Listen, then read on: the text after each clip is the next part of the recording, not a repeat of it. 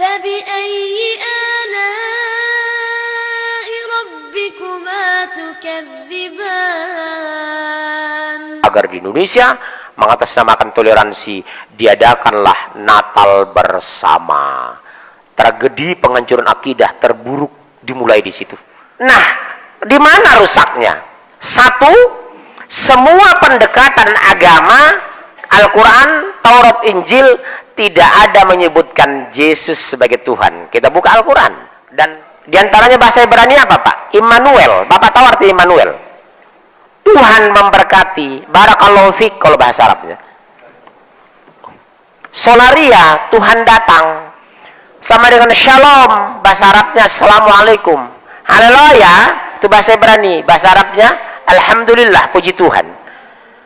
Jadi Immanuel itu Tuhan memberkati artinya. Sama dengan Solaria, itu diambil dari istilah gereja, bahasa Ibrani. Kalau Isa pakai bahasa apa? Musa bahasa apa? Ibrani. Kalau Isa Aramaik. Aramaik itu gabungan bahasa Arab dengan bahasa Ibrani. Pernah lihat bahasa Aramaik? Kalau Adam pakai bahasa apa? Adam, Idris, Nuh, dia bahasa apa? Bahasa Suryani. Ibrahim ke bawah, Ismail sampai Rasulullah bahasa Arab. Musa bahasa Ibrani. Yesus atau Isa, pandangan kita itu bahasa Aramaik. Bahasa Aramaik itu gabungan bahasa Arab dengan bahasa Ibrani. Saya punya itu, Pak. Mirip-mirip bahasa Arab. Saya pikir itu bahasa Arab, rupanya bukan. Ya, oke. Bagaimana Islam memandang Isa? Supaya Ibu jelaskan sama anak-anak di rumah. Al-Quran, supaya kita fair. Al-Quran. Kedua, Bible atau Injil yang mereka pegang sekarang maksudnya. Yang ketiga, Torah atau Taurat. Kalau bahasa Ibrani-nya Torah, Pak. Saya punya Taurat mereka satu, tapi bukan namanya Taurat, Torah, karena bahasa Ibrani. Tebalnya segini, Pak.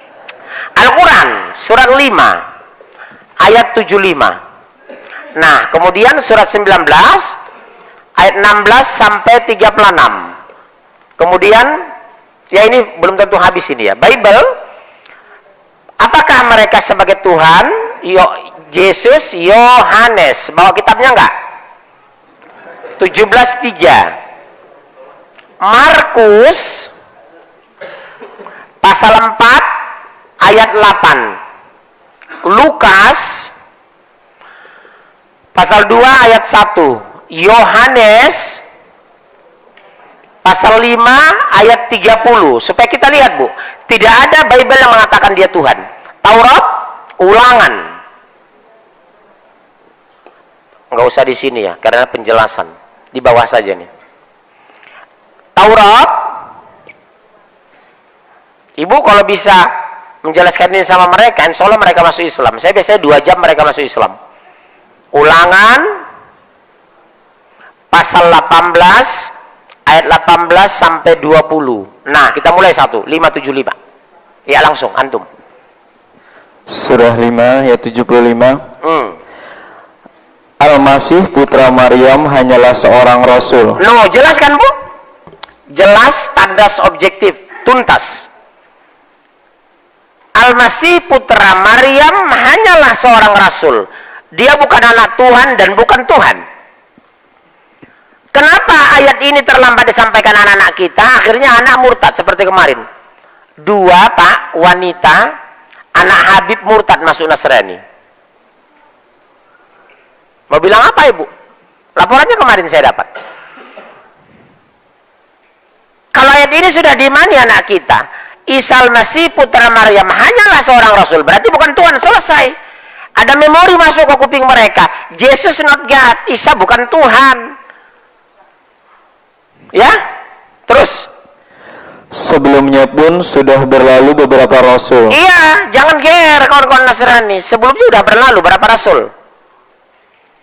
Berapa? Di Al-Quran 23 tambah 2, Isa dengan Rasulullah 25 kan? Sudah berlalu kok rasul sebelumnya. Terus, dan ibunya seorang yang berpegang teguh pada kebenaran. Nah, kenapa diklarifikasi ibunya? Karena difitnah Maryam berzina, hamil, tidak punya bapak. Buntiang, ada laki.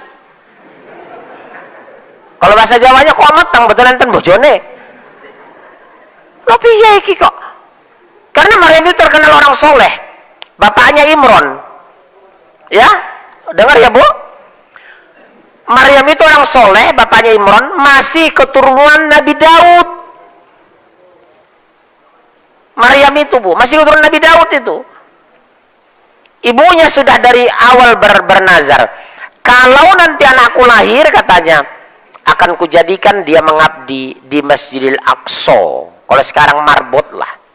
Subhanallah. Karena dia orang soleh, terkenal kesolehan Maryam itu. Begitu kelihatan hamil, buntiang, jadi buah bibir. Bahkan dia difitnah pacaran dengan Yusuf An-Nazar di gereja. Difitnah Pak. Ya wajar lah hamil, kata orang Bani Israel. Dia sendiri berpacaran dengan Yusuf An-Najjar. Di mana? Di gereja. Sakit loh Pak itu. Orang soleh dituduh. Makanya ibu kalau dituduh sesuatu, difitnah, ibu jangan komentari, jangan tanggapi. Yang namanya fitnah berarti bukan fakta. Yang bukan fakta nggak usah dipikirin. Jadi fitnah itu terus menerpa kita kalau kita beriman. Jangan takut Bu. Fitnah itu menenangkan. Karena apa? Pahala orang pindah sama kita, dosa kita pindah sama orang. Enak kan? Maryam juga begitu, tapi dia tetap manusia.